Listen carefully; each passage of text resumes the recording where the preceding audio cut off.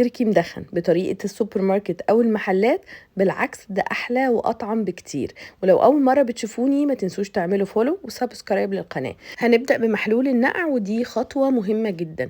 حوالي لتر أو لتر ونص من المية الفترة، هضيف عليهم معلقة من السكر، معلقة ونص من الملح، كرفس، كمان هضيف توم زي ما هو كده، شرايح من الليمون. ممكن طبعا نضيف أي مطيبات تانية احنا بنحبها. هضيف حبهان وورق لورا. زي ما قلت لكم ضيفوا المطيبات اللي بتحبوها. مهم جدا نقلب كل ده مع بعضه كويس قوي، هو هيطعم الرومي بتاعنا وهيديله نكهة حلوة جدا جدا. هقلبهم كويس جدا وبعد كده هضيف عليهم الرومي. انا هنا استخدمت صدرين من الرومي وحجمهم صغير، حوالي كل واحد حوالي كيلو وربع. حطيت الاولاني وبعد كده هحط التاني. انا بحب اشيل الجزء اللي ورا ده اللي هو بيبقى زيادات موجوده، وما بحبش اربطه، بسيبه عادي وبرده بيطلع بيديني نفس النتيجه. بستخدمه بقى في المكرونات في اي حاجه. بعد ما حطيتهم هغلفهم كويس جدا جدا، والخطوه دي مهمه برده. وهسيبهم على الاقل 24 ساعه في خليط النقع ده. انا بحطهم في التلاجة واسيبهم 24 ساعه. ممكن نزود طبعا المده، ممكن نسيبهم يومين او 3 برضو بيطلعوا حلوين قوي، بس انا بكتفي ب 24 ساعه. بعد كده بخرجهم وانشفهم كويس قوي من السائل ده، وفي ناس بتغسلهم كمان لو حابين.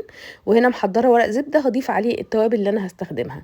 كميه التوابل حسب حجم الرومي. فلفل اسود، وكمان بحب اضيف توم بودره، وكمان اكيد بصل بودره. والمكون المهم جدا جدا في وصفتنا هو البابريكا المدخنه. انا بحب استخدم النوعين دول لو متوفرين. مش متوفر، في انواع مصر كتيره برضو كويسه، اهم حاجه تكون مدخنه عشان تدينا طعم التدخين. طبعا هضيف منها كميه كويسه حوالي معلقه ونص. وبعد كده هاخد الرومي واغلفه كويس قوي بالتوابل دي.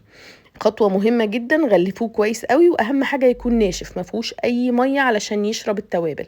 وبعد كده جبت صينية حطيت فيها ورق فويل، وحطيت فيها الشبكة اللي انا هسوي عليها الرومي. طبعا انا بسويه من غير ما اغطيه، هدخله الفرن متسخن من قبلها على درجة حرارة 170، الرف وسط. هياخد حوالي من ساعة ونص لساعتين حسب حجم الرومي زي ما قلت لكم. انا اخد معايا ساعة و45 دقيقة بالظبط. بعد كده بخرجه واسيبه يبرد تماما تماما.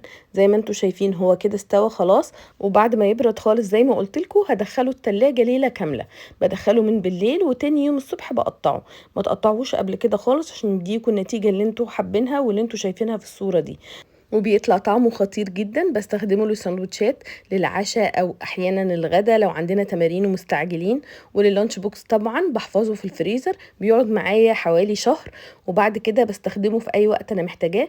احلى واوفر واطعم بكتير من اي ساندوتش هنطلبه او هناكله بره البيت. جربوه، متاكده هتحبوه، متاكده هيعجبكم. ولو عجبكم الفيديو ما تنسوش تعملوا لايك وشير، ومستنيه كل تطبيقاتكم.